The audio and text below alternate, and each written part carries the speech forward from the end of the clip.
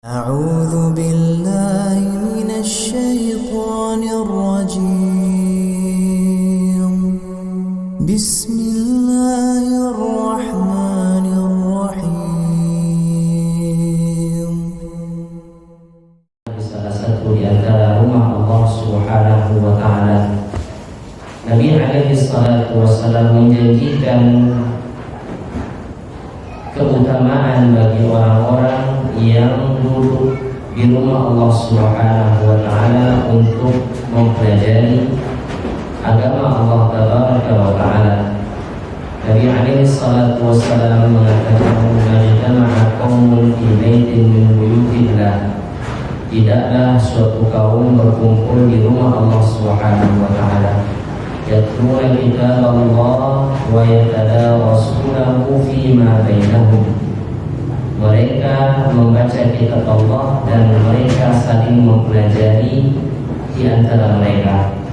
Illa nazalat alaihim sakinah, melainkan akan turun kepada mereka ketenangan, wa ghashiyatuhum rahmah, dan rahmat Allah akan meliputi mereka, wa hafathumul malaikah, dan malaikat Allah akan menaungi mereka, wa dzakarahumullahu fi man indah, dan Allah akan menyebut nama mereka di sisi malaikat yang ada atau kepada malaikat yang ada di sisi Allah Subhanahu wa taala.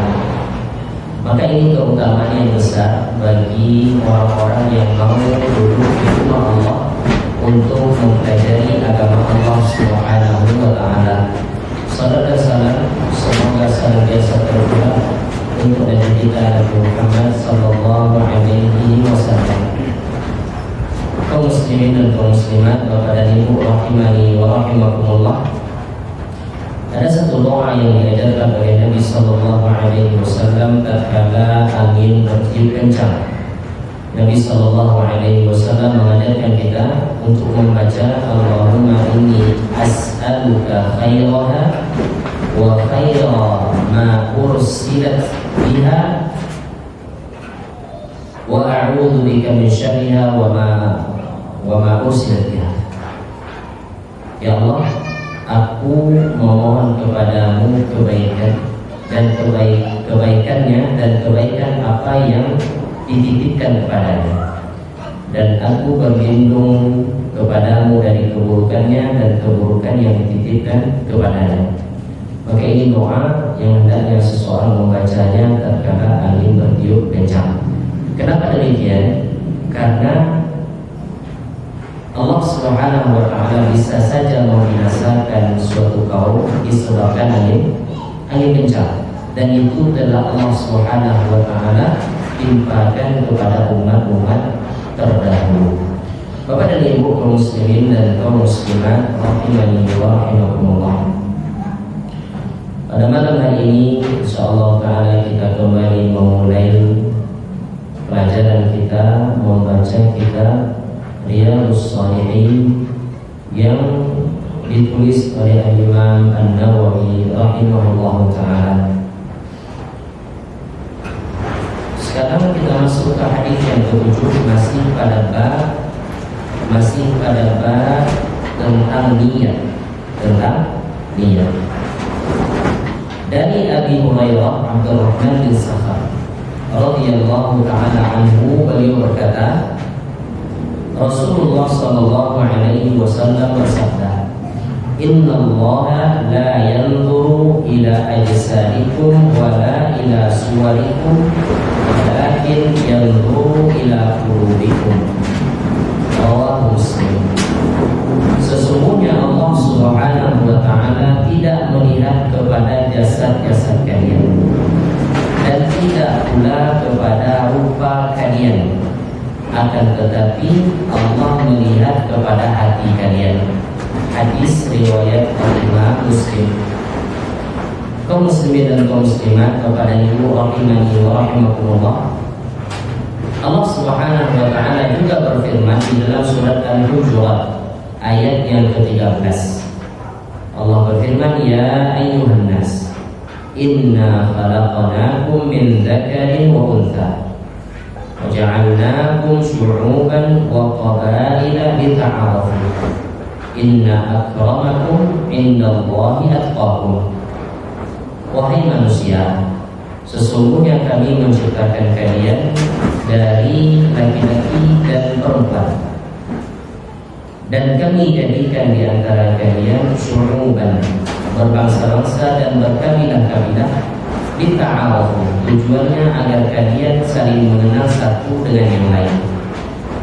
Inna akramakum indallahi atqakum, sesungguhnya yang paling mulia di antara kalian di sisi Allah adalah yang paling bertakwa di antara kalian. Maka ayat yang mulia ini semakna dengan hadis yang kita bacakan tadi, bahwasanya Allah Subhanahu wa taala tidak memandang manusia itu dengan fisik mereka. Apakah dia orang yang tinggi, atau pendek, apakah dia berkulit putih atau berkulit hitam, apakah dia berwarga negara Indonesia atau Arab atau Eropa, itu tidak menjadi acuan di dalam diri manusia itu sendiri. Jadi yang dilihat oleh Allah Subhanahu wa taala bukan fisik mereka, bukan rupa mereka, gagah atau tidak, cantik atau tidak, itu bukan merupakan nilai yang dengannya Allah Subhanahu wa taala melihat manusia. Maka Bapak dan Ibu rahimani wa rahimakumullah, Allah Subhanahu wa taala juga tak melihat nasab seseorang. Maka ini yang mesti harus kita perhatikan, karena di antara perangai jahiliyah itu adalah al-fakhr bil ansab, bangga dengan nasab. Sebagian manusia dia mencukupkan dirinya karena nasabnya, nasab yang terpandang. Dia keturunan darah biru, orang tuanya memiliki jabatan yang tinggi sehingga dia mencukupkan dengan itu. Maka ketahuilah bahwasanya Allah Subhanahu wa taala tidak melihat itu semua. Allah tidak melihat itu semua. Yang menjadi acuan baiknya seseorang di sisi Allah Subhanahu wa taala adalah takwa mereka. Makanya Nabi mengatakan yang dilihat oleh Allah adalah hati, karena takwa itu sumbernya di hati. Nabi alaihi salatu wassalam berucap sambil menunjuk kepada hati beliau. Nabi mengatakan at-taqwa hahuna, at-taqwa hahuna. Takwa itu sumbernya adalah di sini dan takwa itu sumbernya adalah di sini. Maka Bapak dan Ibu rahimani wa rahimakumullah, siapa yang bertakwa kepada Allah, maka dia adalah orang yang paling dekat kedudukannya di sisi Allah Subhanahu wa taala. Dia adalah merupakan orang yang paling mulia di hadapan Allah Subhanahu wa taala, walaupun di hadapan manusia dia tidak bernilai, walaupun manusia tidak memandangnya, walaupun manusia tidak menghormatinya, walaupun manusia mengabaikannya. Kalau dia bertakwa kepada Allah, ketahuilah bahwasanya dia adalah orang yang mulia di hadapan Allah Subhanahu wa taala. Maka oleh sebab itu, seorang muslim sangat tahu bahwasanya yang berhak dia untuk bangga-banggakan adalah ketakwaannya, bukan hartanya, bukan rupanya, bukan keturunan, garis keturunan, bukan itu yang dibangga-banggakan. Hendaknya seorang muslim itu berbangga dengan ketakwaannya. Dia berbangga dengan ketakwaannya di sisi Allah Subhanahu wa taala. Maka Nabi alaihi salatu wasallam mengatakan walakin yanzuru ila qulubikum, akan tetapi yang Allah lihat adalah hati kalian. Dikatakan oleh Syekh Muhammad bin Shalih Al-Utsaimin rahimahullah, fal qulubu hiya allati 'alaiha al-madar. Sesungguhnya hati itu adalah poros, semuanya berporos ke hati. Sebagaimana Nabi alaihi salatu wasallam mengatakan, ala wa inna fil jasadi mudghah. Ketahuilah bahwasanya di jasad kita ini ada segumpal daging. Ada segumpal daging. Idza salahat salahal jasadu kullu. Kalau ia baik, maka seluruh jasad menjadi baik. Wa idza fasadat fasada jasadu kullu. Kalau ia buruk, maka buruk seluruh jasad. Ada wahyu qalbi. Yang dimaksud dengan segumpal daging tersebut adalah hati. Kaum muslimin dan kaum muslimat, kepada ibu rahimani wa rahimakumullah, maka hati adalah merupakan poros dari amal kebaikan. Kalau seandainya seseorang melakukan amal kebaikan itu bersumber dari hati, maka itulah yang diterima oleh Allah Subhanahu wa taala. Itu yang dinamakan dengan keikhlasan. Itu yang dinamakan dengan niat yang ikhlas. Karena seseorang melakukan suatu kebaikan bersumber dari hati. Dia melakukan ibadah karena hati, yang bersumber dari hati, berawal dari niat. Bapak dan Ibu rahimani wa rahimakumullah. Oleh sebab itu, hadis ini diletakkan oleh Imam Nawawi rahimahullah di dalam kitab An-Niyah, di dalam bab tentang niat. Karena yang Allah Subhanahu wa taala perhatikan, yang Allah atau yang menjadi acuan baik atau tidaknya seseorang itu bermula dari hatinya. Kenapa orang-orang munafik merupakan orang yang terburuk, orang yang paling keras siksanya? Karena dia mencoba untuk menipu Allah Ta'ala. Dia tampakkan yang baik-baik, sementara di dalam hatinya tersembunyi suatu keburukan. Dia nampakkan seolah-olah dia orang yang beriman, padahal di hatinya dia merupakan orang kafir. Makanya Allah Subhanahu wa taala mengatakan innal munafiqina fid darkil asfali minan nar. Sesungguhnya orang-orang munafik tempatnya itu adalah di neraka paling bawah. Al-jazaa min jinsil amal. Balasan sesuai dengan amalan. Terkadang orang-orang munafik mencoba untuk menipu Allah Ta'ala. Dia menampakkan keislaman dan menyembunyikan kekufuran, maka Allah berikan balasan kepadanya seburuk-buruk pembalasan, yaitu Allah letakkan mereka di neraka yang paling bawah. Kaum muslimin dan kaum muslimat kepada ibu rahimani wa rahimakumullah.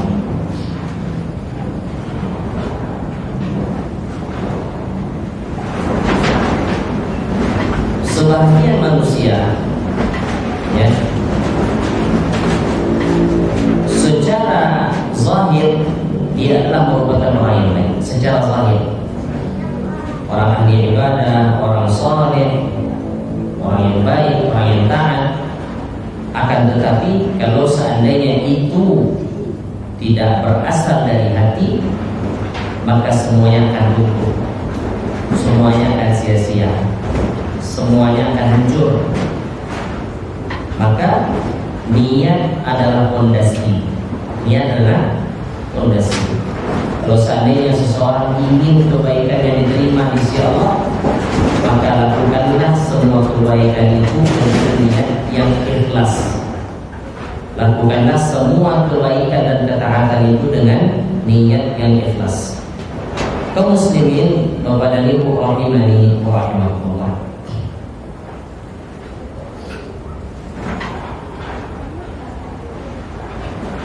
Maka semua orang yang melakukan ibadah di shaf yang sama, melakukan ibadah yang sama, bisa jadi dia mendapatkan pahala yang berbeda, atau bisa jadi yang satu mendapatkan pahala, yang satu lagi mendapatkan dosa. Padahal gerakannya sama, padahal nilai yang dia sedekahkan sama nominalnya, usaha dia di dalam beribadah sama, akan tetapi satu diberikan pahala oleh Allah, yang satu lagi justru diberikan dosa oleh Allah. Kenapa demikian? karena niat. Yang satu niatnya ikhlas karena Allah Ta'ala, yang satu niatnya tidak ikhlas. Dia beribadah, dia melakukan kebaikan untuk mendapatkan dunia. Motivasi dia melakukan kebaikan hanya sekedar untuk mendapatkan balasan di dunia. Maka dua hal yang berbeda. Kaum muslimin bahwa dari rahimani wa rahimakumullah. Manusia mungkin bisa kita tipu. Kita mungkin bisa menampakkan kebaikan kita di hadapan manusia dan menyembunyikan keburukan di dalam hati kita. Akan tapi ketahuilah, tatkala manusia dikumpulkan oleh Allah Subhanahu wa Ta'ala dan mereka dihisab, tidak ada satupun yang luput dari Allah Ta'ala. Mau yang ada dalam hati kita itu semuanya akan tersingkap kelak. Semuanya akan tersingkap, semuanya akan dihisab oleh Allah Subhanahu wa Ta'ala. Sebagaimana Allah Ta'ala berfirman dalam surat Al-Tariq, Allah mengatakan, yauma tublas sarair. Pada hari itu semua rahasia-rahasia akan dinampakkan. Semua rahasia-rahasia akan dinampakkan, akan diuji oleh Allah Subhanahu wa Ta'ala. Maka disinilah pentingnya niat yang ikhlas. Di sini penting niat yang ikhlas. Pada hari tersebut Allah Subhanahu wa Ta'ala akan singkap semuanya. Siapa di antara kita yang ikhlas dan siapa di antara kita yang tidak ikhlas. Kepada dia rahimani wa rahimakumullah.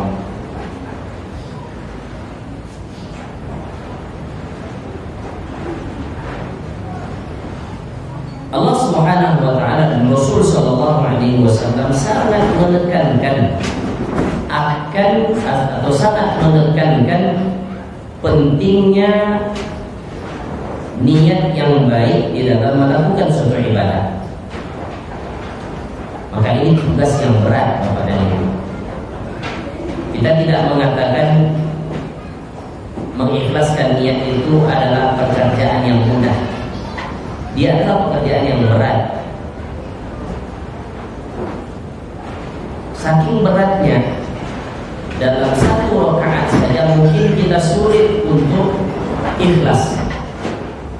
Atau bisa jadi tatkala takbiratul ihram ikhlas, kemudian di pertengahan sholat hilang keikhlasan kita. Saking sulitnya untuk mengikhlaskan niat. Saking sulitnya untuk memurnikan niat hanya untuk Allah Subhanahu wa Ta'ala. Maka kewajiban kita adalah senantiasa memperbaiki niat kita. Karena niat adalah asas. Karena niat adalah fondasi. Maka apa saja yang merupakan penyakit-penyakit yang ada dalam hatinya, dia berusaha untuk mengobati. Penyakit riya, beribadah ini dipuji oleh manusia. Penyakit kemunafikan, beribadah hanya di hadapan manusia. Kalau seandainya manusia tak lihat, dia tak lagi menjadi orang yang saleh, dia tak lagi menjadi orang yang taat. Maka penyakit-penyakit seperti ini hendaknya seseorang berusaha untuk mengobati hatinya, berusaha untuk mencari penawar dari segala penyakit yang ada dalam hati. Dan di antara penawar penyakit yang ada dalam hati itu adalah dengan banyak membaca Al-Quran. Dengan banyak membaca Al-Quran. Allah Subhanahu wa Ta'ala mensifati Al-Quran itu dengan syifa'un lima fis sudur. Dia adalah penyembuh apa yang ada di dada, penyembuh dari segala macam penyakit hati. Kalau seandainya kita dapati hati kita keras, kita dapati hati kita tidak khusyuk, kita dapati hati kita tidak tenang, senantiasa gundah, senantiasa galau, maka obatnya buka Al-Quran. Perbanyak membaca Al-Quran. Nabi alaihi salatu wasallam berdoa. Nabi mengatakan, Nabi SAW mengatakan,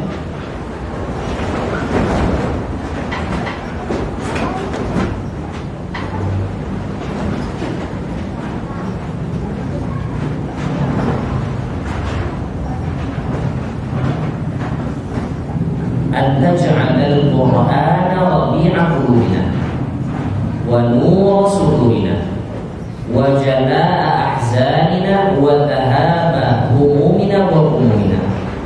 Ya Allah,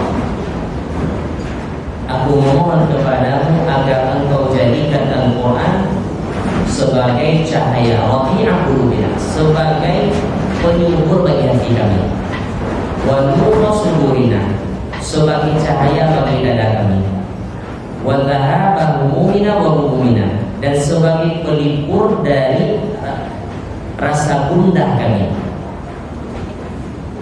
Tidaklah seseorang membaca doa ini melainkan Allah Subhanahu wa taala akan berikan apa yang dia minta.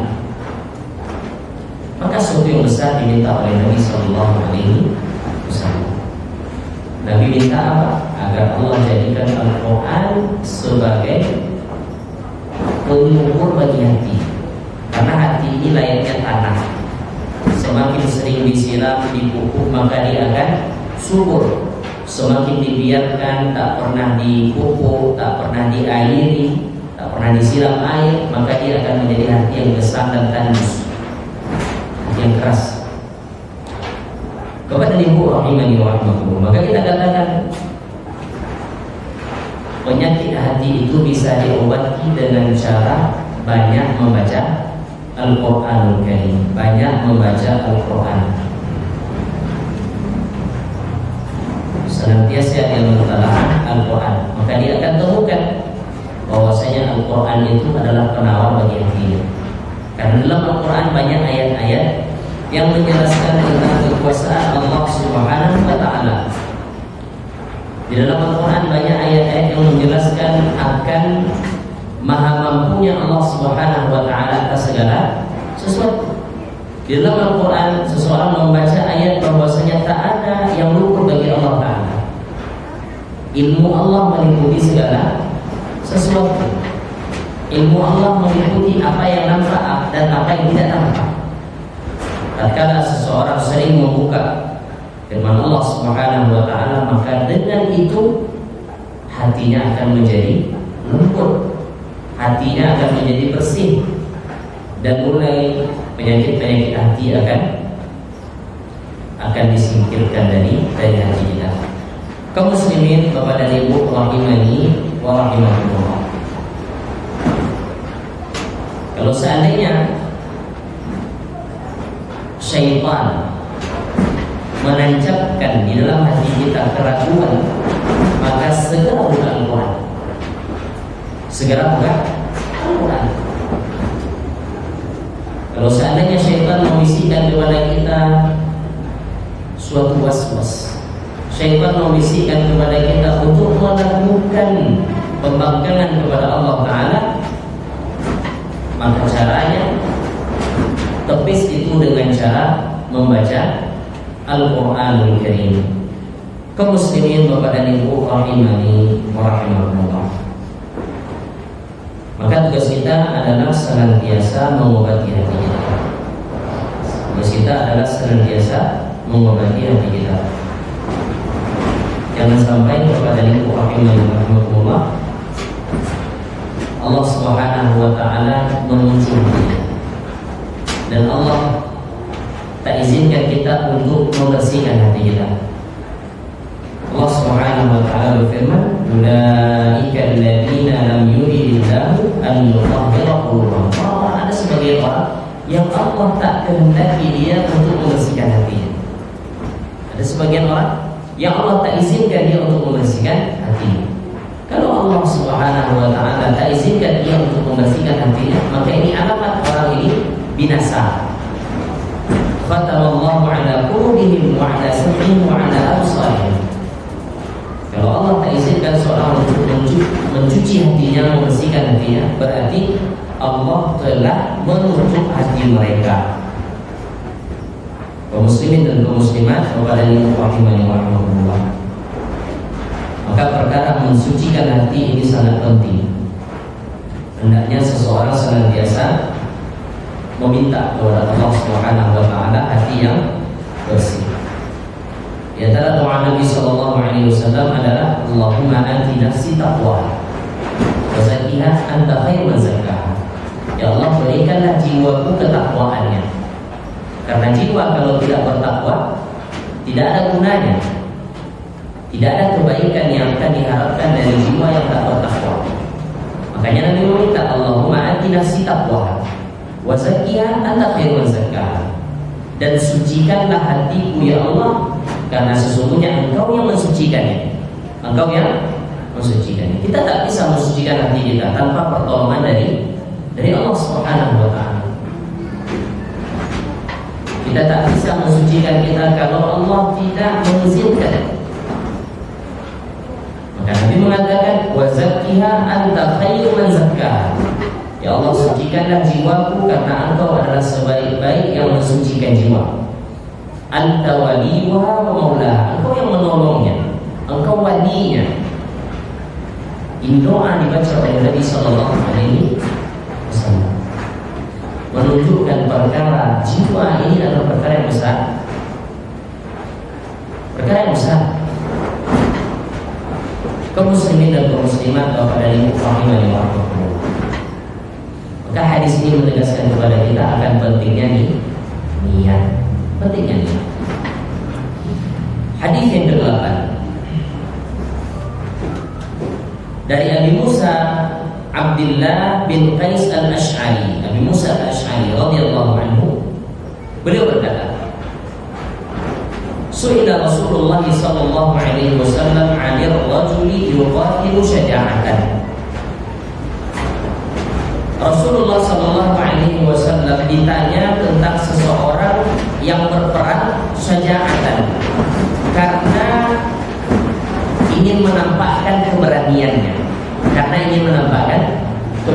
kepahlawanannya. Wa yuqatilu hamiyatan, dan berperang karena kesukuan.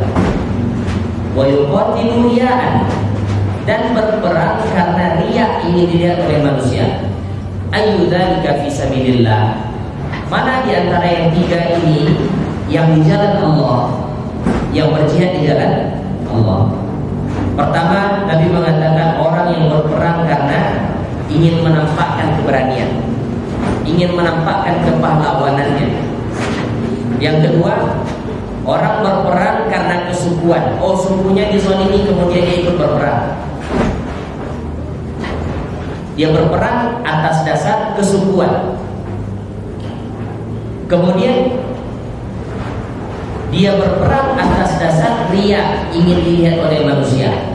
Mana di antara tiga ini orang yang berjihad di jalan Allah? Maka Rasulullah sallallahu alaihi wasallam mengatakan, man qatala litakuna kalimatullahi hiyal ulya fahuwa fi sabilillah.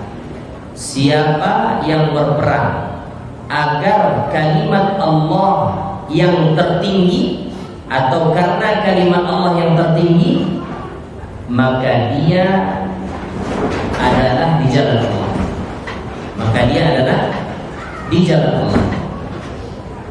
Bapak dan Ibu kaum muslimin dan kaum muslimat rahimani wa rahmatullah. Hadis ini riwayat Al-Imam Al-Bukhari dan Al-Imam Muslim. Ada sebahagian orang mungkin dia melakukan sesuatu karena ingin menampakkan bahwasanya dia seorang yang kuat, bahwasanya dia memiliki kelebihan dibandingkan orang lain. Dia pemberani, dia adalah seorang yang memiliki jiwa kepahlawanan, sehingga dia nampakkan kepandaiannya di hadapan manusia, dia nampakkan kelihayannya. Maka orang ini kalau seandainya itu yang dia tuju, ingin dikatakan dikatakan sebagai seorang pahlawan, ingin dikatakan sebagai seorang pemberani, maka orang ini tidak di jalan Allah Subhanahu wa taala. Karena niat tadi, tujuan dia berperang hanya sekedar untuk mendapatkan label seorang yang pemberani, gagah pemberani, seorang yang berjiwa kepahlawanan, maka ini bukan fisabilillah. Kemudian yang kedua, seseorang yang berperang atas dasar kesukuan. Maksudnya apa? Tidaklah dia berperang karena niat untuk menegakkan kalimat Allah, tapi dia berperang, dia berjihad karena sukunya yang berjihad, untuk membela sukunya, untuk membela negaranya saja, untuk membela daerah saya saja. Maka orang ini tidak dinamakan fisabilillah, tidak di jalan Allah. Kenapa? Karena niatnya hanya sekedar untuk menyelamatkan sukunya saja, hanya sekedar untuk menyelamatkan kaumnya saja, hanya sekedar untuk menyelamatkan negaranya saja. Maka ini tidak di jalan Allah. Begitu pula orang yang niat agar dilihat oleh manusia. Maka ketiga-tiga tipe orang ini dinafikan oleh Nabi Shallallahu Alaihi Wasallam, bahwasanya mereka tidak sedang di jalan Allah Subhanahu Wa Taala. Kenapa? Karena niat. Padahal mungkin sama-sama berperang, akan tapi yang satu berperang karena sukunya, yang satu berperang karena keberanian, ingin menampakkan keberaniannya, yang satu lagi berperang karena ingin dilihat oleh manusia. Kalau satu perang saganwa, malua, yang dia tuju adalah pandangan manusia, maka semua mereka ini tidak di jalan Allah. Siapa yang di jalan Allah? Nabi tegaskan, man qatala litakuna kalimatullahi hiyal ulya fahuwa fisabilillah. Siapa yang berjihad, berperang, tujuannya adalah menegakkan kalimat Allah, menegakkan kalimat Allah, berarti ikhlas. Dia berperang karena Allah Subhanahu wa taala, maka dialah orang yang fisabilillah, di jalan Allah Subhanahu wa taala. Kaum muslimin dan kaum muslimat, Bapak dan Ibu rahimani wa rahimakumullah. Tiga tipe manusia yang sebelum ini terjadi sebelum Nabi Shallallahu Alaihi Wasallam diutus. Bagaimana orang-orang Arab itu mereka bersuku dan mereka membangun loyalitas mereka di atas kesukuan. Mereka tidak lagi memandang suku si A ini salah atau benar. Enggak, pokoknya kalau si A ini berhadapan dengan siapa saja saya akan bela. Walaupun dia salah sekalipun saya akan bela. Ini kesukuan namanya. Maka ini semuanya dilawan oleh Nabi Sallallahu Alaihi Wasallam, diperangi oleh Nabi Sallallahu Alaihi Wasallam. Kaum muslimin dan kaum muslimat rahimani wa rahimakumullah. Bagaimana seseorang yang berperang karena negaranya?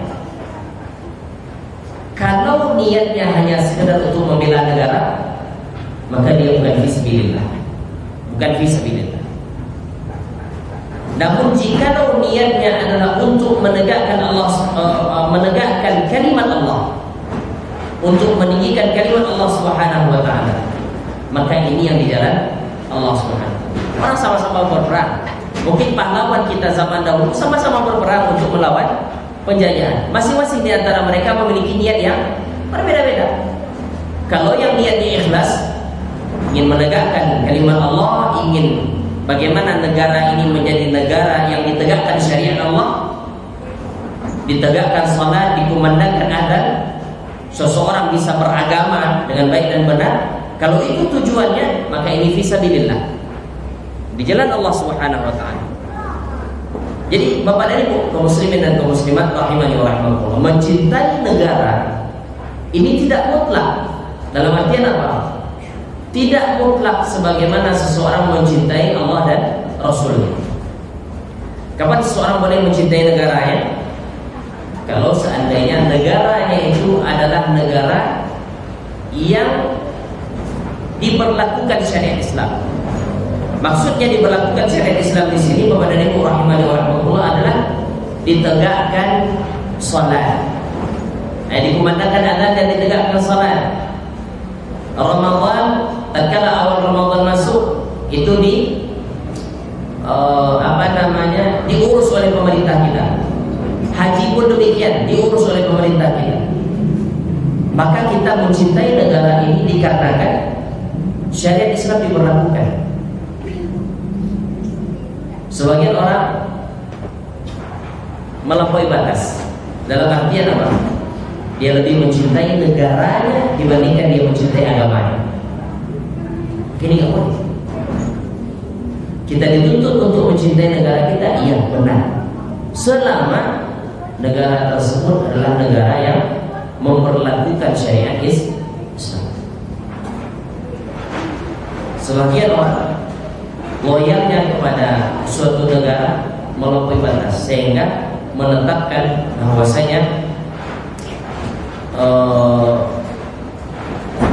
patokan seseorang mencintai negara atau tidak mencintai negara itu dilihat dari bagaimana dia tunduk kepada hukum yang dibuat, walaupun hukum itu menentang syariat. Sebagian orang contohnya, sebagian orang sekarang mengatakan apa? NKRI harga mati. Maksudnya di sini apa? Maksud mereka di sini adalah ini hukum Islam tidak perlu. Kalau seandainya kita mengkaji Islam, maka mereka menganggap anti NKRI, kan itu kan? Kalau kita kaji agama Islam, kalau kita ajak umat ini kembali kepada Allah, sebagian orang mengatakan intoleran, sebagian lagi mengatakan tak cinta negara, anti NKRI, kita katakan ini tidak bisa ditabrakkan. Justru yang benar-benar mencintai Indonesia ini adalah orang-orang yang taat kepada Allah Subhanahu wa taala, karena kecintaannya tulus. Ada orang-orang yang munafik, orang-orang yang hatinya ada penyakit, kecintaannya terhadap negara ini sebatas apa yang menguntungkan dia. Apa yang menguntungkan? Kok baru tuangnya dengan kecintaannya kepada negara itu, maka dia katakan kami ini cinta Indonesia. Tapi kalau lah rugi dia, maka dia katakan dia tidak pernah cinta Indonesia. Bapak dan Ibu kaum muslimin dan kaum muslimat rahimani wa rahmatullah.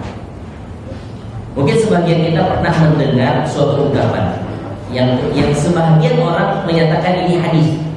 Dikatakan hubbul watan minal iman. Cinta negara adalah bagian iman. Maka kita katakan ini bukan hadis. Ya bukan hadis. Ini hadis yang mungkar, yang tak ada asalnya dari Nabi sallallahu alaihi wasallam. Tak ada asalnya dari Nabi kita sallallahu alaihi wasallam. Maka Bapak dan Ibu rahimani wa rahmatullah, tatkala terjadi sesuatu pada negara ini, yang mana seseorang mungkin harus membela negaranya. Tatkala negaranya diserang, dia mungkin harus membela negaranya. Maka niatkan di dalam membela itu untuk menegakkan kalimat Allah Subhanahu wa taala. Jangan hanya sekedar untuk membela negara, niatkan untuk menegakkan kalimat Allah.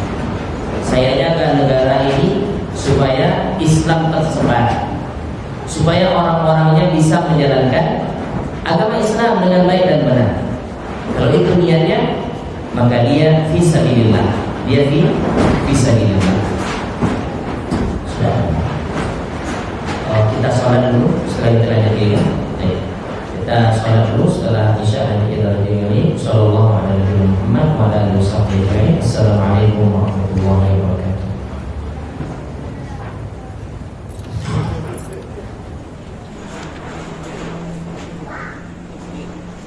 Assalamualaikum warahmatullahi wabarakatuh. Alhamdulillah wassalatu wassalamu ala Rasulillah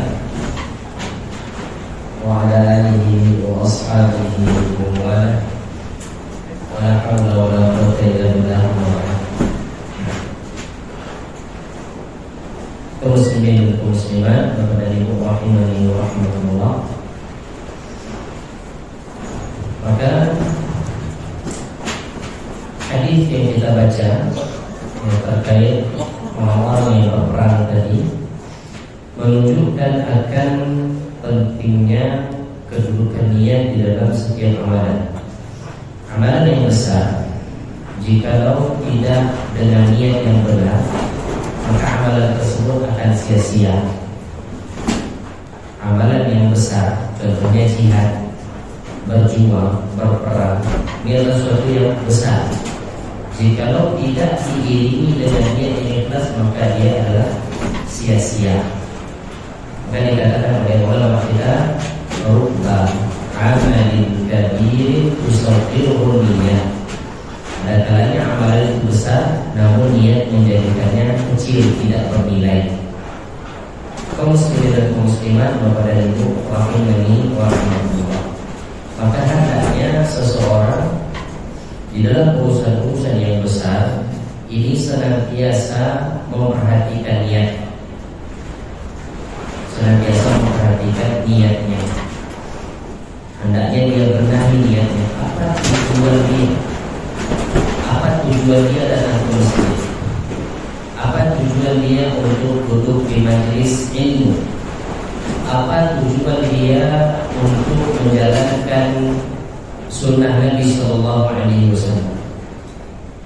Kalau seandainya tujuan kita di dalam menjalankan agama ini hanya untuk mendapatkan ucapan-ucapan yang baik dari manusia, maka ini adalah kesia-siaan. Maka ingatlah senantiasa kepada Ibu rahimani wa rahimakumullah, bahwasanya amalan yang besar tanpa niat yang benar tidak bernilai di hadapan Allah Subhanahu wa taala.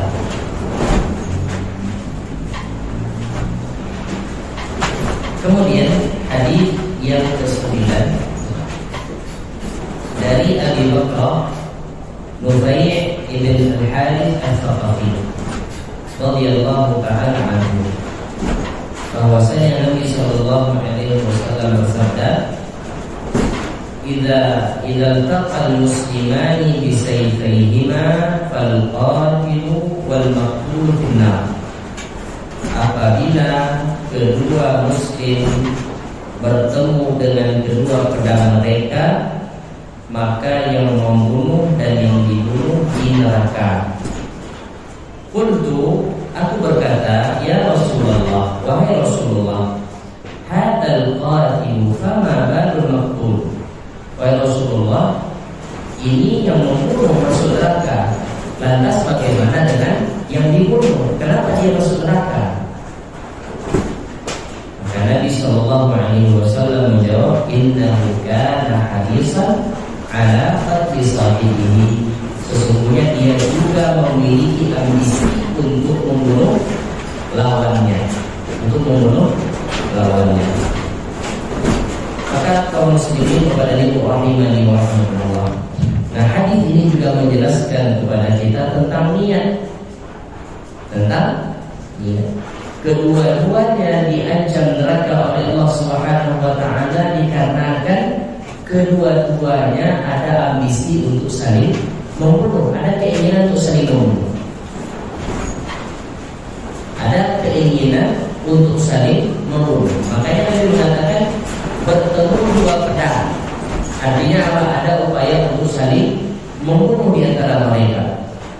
Maka ini dosa besar. Sekiranya dia terbunuh, maka dia akan diberikan ganjaran oleh Allah berdasarkan niatnya. Makanya Nabi alaihi salatu wasallam mengatakan, ya, al-qatil wal maqtul finnar. Orang yang membunuh dan orang yang dibunuh di neraka. Sahabat ini heran. Kalau orang yang membunuh wajar, karena dia membunuh. Allah Subhanahu wa taala mengatakan, "Wa man qatala nafsan bighairi nafsin aw fasadan fil ardi faka'annama qatala an-nasa jami'an." Siapa yang membunuh jiwa yang tak bersalah atau membuat kerusakan di muka bumi, maka sama saja dia dengan membunuh seluruh manusia yang ada di bumi. Satu nyawa hilang tanpa sebab, maka itu sama dengan membunuh seluruh manusia. Allah mengatakan demikian. Kemudian Allah mengatakan wa may yaqtul mu'minan muta'ammidan fajaza'uhu jahannam. Siapa yang membunuh seorang mukmin dengan sengaja, maka balasannya adalah neraka jahanam. Ini yang membunuh, kata Allah Subhanahu wa ta'ala. Bagaimana dengan orang yang dibunuh, yang terbunuh? Nabi alaihi salatu wasallam menjawab, karena dia pun memiliki keinginan untuk membunuh lawannya. Berarti dia diberikan ganjaran bukan karena akibat yang dia dapatkan, bukan karena dia terbunuh, akan tapi karena dia berniat juga. Maka seseorang dihisab oleh Allah karena niatnya, karena niatnya. Kaum muslimin dan kaum muslimat kepada ibu rahimani wa rahmatullah. Hadis ini menjelaskan kepada kita, kalau niat kita buruk, misalnya kita ingin mencurangi orang di dalam berbisnis, dan berniat demikian, ternyata kesempatan tidak ada untuk bercurang, akhirnya tidak jadi. Seseorang dengan niat dia tersebut telah diberikan dosa oleh Allah Subhanahu wa ta'ala. Dengan niat tersebut dia telah mendapatkan dosa dari Allah Subhanahu wa ta'ala. Karena yang menghalangi dia untuk tidak melakukan apa yang dia niatkan bukan karena sadar, bukan karena takut kepada Allah, tapi karena tidak ada kesempatan. Sebagaimana orang yang terbunuh ini, dia tidak membunuh, atau dia terbunuh bukan karena dia tidak membunuh. Dalam artian dia terbunuh ini memang dia kalah. Kalaulah dia menang maka dia membunuh. Kalau ada kesempatan dia akan curang. Maka seseorang tatkala dia berniat buruk, maka Allah Subhanahu wa ta'ala akan memberikan ganjaran sesuai dengan niatnya. Jikalau dia mengurungkan niat buruknya tersebut karena takut kepada Allah, maka Allah berikan pahala. Satu pahala Allah berikan karena dia meninggalkan suatu keburukan karena takut kepada Allah, bukan karena tidak ada kesempatan. Sebagian orang gagal melakukan keburukan karena tak ada kesempatan, karena ketahuan lebih dahulu diketahui oleh orang, akhirnya tak jadi melakukan keburukan. Maka orang yang seperti ini tetap diberikan dosa, tetap diberikan dosa. Seorang telah berencana untuk membobol rumah, untuk merampok, mencuri apa saja yang ada di rumah. Dia sudah atur strategi. Kemudian dia telah bersiap-siap. Ternyata rumah itu dijaga oleh sekian orang. Akhirnya tak jadi dia, tak jadi lakukan. Bagaimana dia? Dapat dosa atau tak dapat pahala? Atau dapat pahala atau tetap dapat dosa? Tetap dapat dosa. Karena dia meninggalkan perbuatan tersebut bukan karena Allah. Seseorang tatkala dia berniat buruk, kemudian dia tinggalkan itu karena Allah, dia dapat pahala. Dia dapat pahala. Kaum muslimin dan kaum muslimat kepada ibu rahimani wa rahimakumullah. Maka disebutkan oleh Nabi sallallahu alaihi wasallam sebab yang terburuk ini juga di neraka. Dan disebutkan sebabnya, innahu kana harisan ala qatli sahibihi, karena dia juga bersemangat, ada keinginan besar untuk membunuh lawannya. Ada keinginan besar untuk membunuh lawannya. Dan dengan itu dia dihisab oleh Allah Subhanahu wa ta'ala. Maka di dalam hadis ini dijelaskan bahwasanya amalan itu tergantung niat. Wa anna hadza lamma nawa qatla sahibihi. Nah, orang ini tatkala dia berniat untuk membunuh lawannya, maka yang dia dapatkan adalah dosa sebagaimana dia membunuh. Sebagaimana orang yang membunuh sama dosanya. Yang membunuh dan yang terbunuh sama dosanya. Kenapa? Karena yang terbunuh juga memiliki keinginan untuk membunuh lawannya. Maka dengan ini kita bisa mengetahui bisa membedakan antara hadis yang dimaksud oleh Nabi Shallallahu Alaihi Wasallam. Hadis riwayat Imam Abu Dawud. Nabi mengatakan, "Man qutila duna damihi fahuwa syahid, wa man qutila duna ahlihi fahuwa syahid, wa man qutila duna malihi fahuwa syahid." Siapa yang terbunuh untuk menjaga darahnya, maka dia mati syahid. Siapa yang terbunuh untuk menjaga keluarganya, maka dia mati syahid. Siapa yang terbunuh untuk menjaga hartanya, maka dia mati syahid. Maka maksud daripada hadis ini adalah orang yang dia tidak ada keinginan. Misalnya awak tengah jalan, kemudian dibegal, ya, ditodongkan kepada kita pisau. Ketika dilawan dan akhirnya kita terbunuh, maka ini yang dimaksud dalam hadis. Kita tidak ada keinginan untuk membunuh dia. Kita hanya memiliki keinginan untuk menjaga harta kita, untuk menjaga nyawa kita. Maka orang-orang yang seperti ini, dia tentu mati syahid. Loh, apa bedanya dengan hadis yang pertama? Hadis yang pertama, dua orang ini memang ingin saling membunuh. Memang ingin saling membunuh. Adapun hadis Nabi yang kita bacakan barusan, ya, seseorang tidak ingin membunuh, tahu-tahu ada orang yang akan membunuhnya. Ada orang yang akan membunuh. Dia sedang jalan di jalan, kemudian ada orang yang membawa celurit ingin membunuh dia. Maka dia harus jaga darahnya. Sekiranya di dalam menjaga darah tersebut dia meninggal, maka dia terhitung orang yang mati, terhitung orang yang mati syahid. Maka Bapak dan Ibu rahimahullah, di dalam hadis ini terdapat juga dalil akan besarnya dosa membunuh. Besarnya dosa membunuh. Misalnya mengatakan al-qatil wal maqtul finnar. Orang yang membunuh dan orang yang dibunuh di neraka, katanya. Berarti ini adalah dosa besar. Ini adalah dosa besar. Ya, maka tadi kita bacakan ayatnya, faka'annama qatala an-nasa jami'a wa man ahyaha faka'annama ahya an-nasa jami'a. Siapa yang membunuh satu jiwa tanpa alasan, tanpa sesuatu yang hak, maka seakan-akan dia membunuh seluruh manusia. Satu orang yang dia bunuh sama dosanya dengan seakan-akan dia membunuh seluruh manusia. Besar dosanya.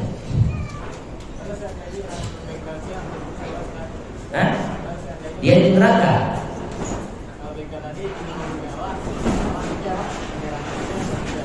Dia di neraka. Begal itu di neraka. Awak tapi sudah dikatakan oleh Nabi SAW, tujuan kita kan bukan untuk membunuh. Kita tidak ada apa-apa, kita berjalan, kemudian tahu-tahu ada orang yang berencana untuk membunuh kita. Nabi SAW mengatakan, kalau seandainya saya terbunuh oleh Rasulullah, Anda syahid, untuk mati syahid. Kalau dia yang terbunuh, dia di neraka, kata Nabi SAW. Sahabat tidak bertanya, saya bagaimana? Artinya itu boleh berarti. Kenapa? Karena dia membunuh orang ada alasan. Yang diancam di dalam ayat ini adalah orang yang membunuh tanpa ada alasan. Antum lebih ingin dalam kondisi tersebut terbunuh, mati atau itu bunuh dia? Jawab. Biarnya mati, itu kurang makan. Tapi kalau seandainya dia makan mati, Ustaz, itu nggak kurang senang itu. Ya, baik. Itu ditanyakan pula oleh sahabat kepada Nabi Sallallahu Alaihi Wasallam. Rasulullah, kalau seandainya seseorang diancam dirinya, kemudian dia membela diri, dia terbunuh. Kalau seandainya saya terbunuh, bagaimana Rasulullah? Engkau di surga. Kalau dia yang terbunuh, dia di neraka, kata Nabi Sallallahu Alaihi Wasallam. Berdasarkan niat. Berdasarkan niat. Itu pentingnya niat tadi. Kaum muslimin dan kaum muslimat, Bapak dan Ibu rahimani wa rahimakumullah. Maka hadis ini juga menjelaskan kepada kita bahwasanya para sahabat radhiyallahu taala anhum kanu yuriduna 'ala Rasul sallallahu alaihi wasallam asyubah fayujibu anha. Para sahabat itu kalau ada kerancuan tentang suatu urusan, mereka langsung tanyakan kepada Nabi. Nabi mengatakan apa? Al-qatil wal maqtul finnar. Yang membunuh dan yang dibunuh di neraka. Karena judul. Kok bisa? Mereka tak suka untuk bertanya. Wahai Rasulullah, orang yang membunuh di neraka, orang yang dibunuh gimana? Nabi mengatakan sebabnya. Nabi sebutkan ilahnya, sebabnya kenapa yang dibunuh juga di neraka. Paham? Ini harus dibedakan. Misalnya antum sedang mencekak seorang, cekak dulu, memang udah tengkar lama, kemudian masing-masing berencana untuk membunuh yang lain, maka dua-duanya di neraka. Ini maksudnya. Kan ada orang seperti itu, nyodak senang dengan si Fulan, kemudian dia berencana untuk membunuh si Fulan. Si Fulan tak senang dengan dia, si Fulan juga berencana untuk membunuh dia. Akhirnya kedua-duanya saling ada keinginan untuk membunuh yang lain. Maka ini yang dimaksudkan oleh Nabi Sallallahu Alaihi Wasallam. Ya. Jadi para sahabat itu tak malu mereka untuk bertanya tentang suatu urusan yang rancu menurut mereka. Mereka langsung tanyakan kepada Nabi Sallallahu Alaihi Wasallam. Kemudian dikatakan, dan oleh sebab ini kita tidak menemukan sesuatu dari Al-Quran dan Sunnah yang ada kerancuannya. Yang ada kerancuan. Al-Quran Sunnah itu tidak ada kerancuan. Kecuali kalau ada tidak jelasnya, mesti ada juga solusi yang diberikan di dalam Al-Quran dan Sunnah. Kalau seandainya ada orang mengatakan di Al-Quran kita ada ayat yang tak jelas, maka bisa jadi ditafsirkan oleh ayat yang lain. Ditafsirkan oleh ayat yang lain. Misalnya seorang baca satu hadis, kemudian ada kerancuan dalam hadis tersebut, maka pasti ada hadis lain yang menjelaskannya. Pasti ada hadis lain yang menjelaskannya. Wallahu ta'ala a'lam.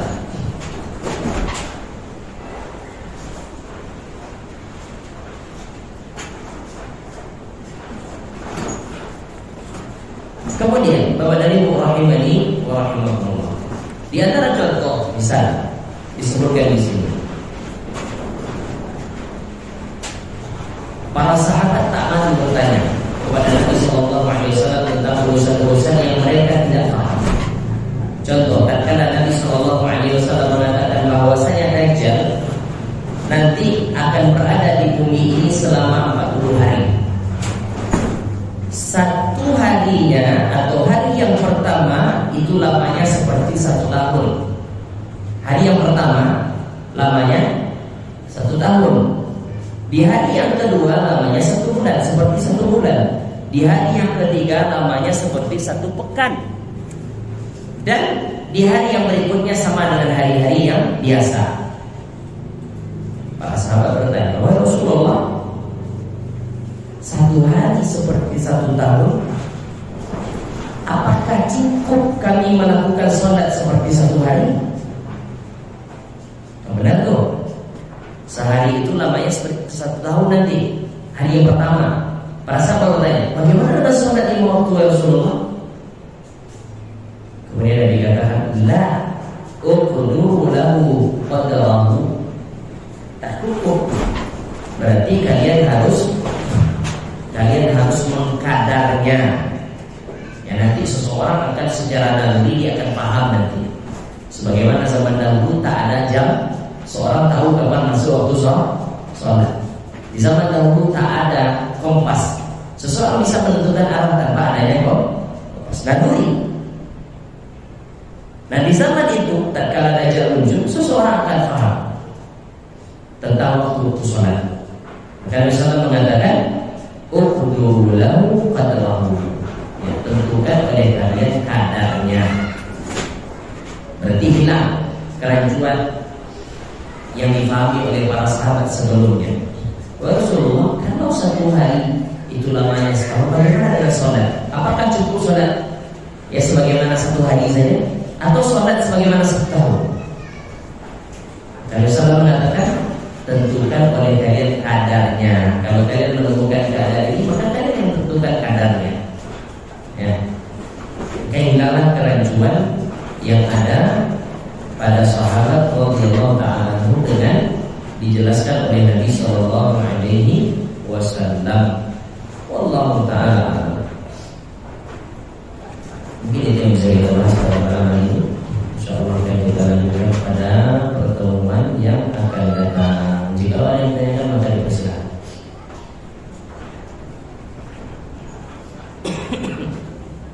Ya. Pertanyaan di luar tema. Betul. Pendapat yang kuat untuk jamaah pasal yang Jumat itu bisa enggak? Jamaah dengan pasal. Baik. Bagaimana hukum jamak di hari Jumat? Bisa jadi jamak atau jamak qasar. Maka terjadi silang di kalangan para ulama kita. Artinya tidak para ulama kita tidak sepakat.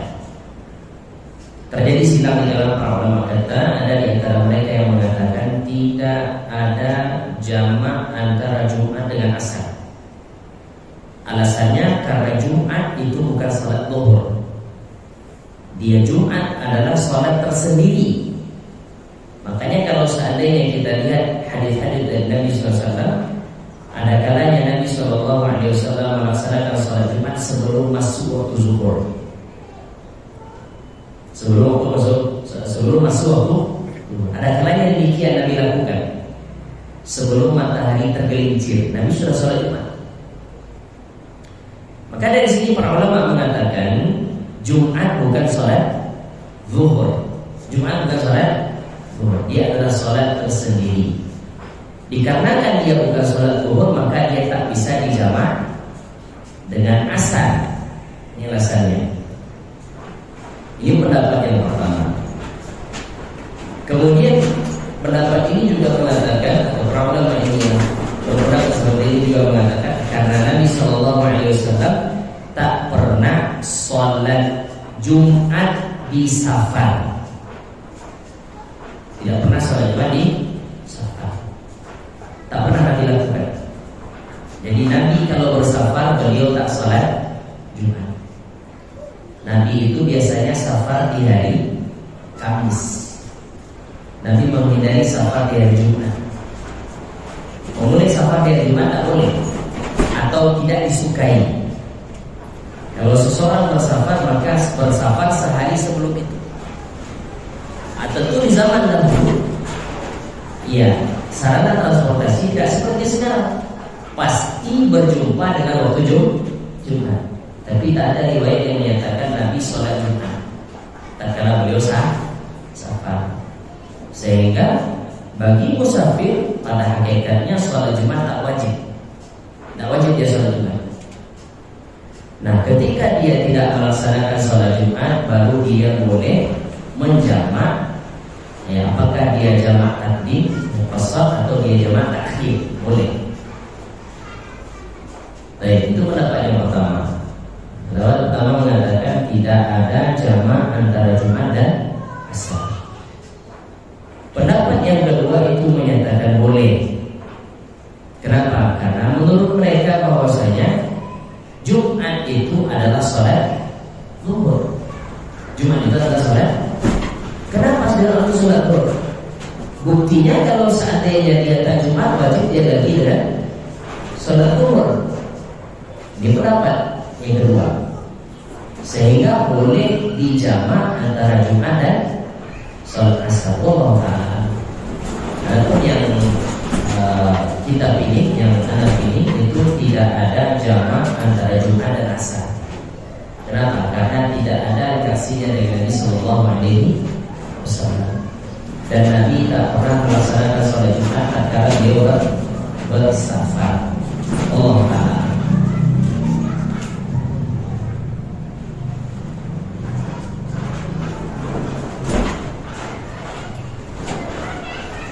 ini tidak ada yang ditanyakan, maka kita lanjutkan. Jadi ini pertanyaan malam untuk dua pekan nih. Supaya banyak pertanyaan. Baik, kita tutup dengan doa kafaratul majlis. Subhanallah wa bihamdika, asyhadu an la ilaha illa anta, astaghfiruka wa atubu ilaik. Assalamualaikum warahmatullahi wabarakatuh.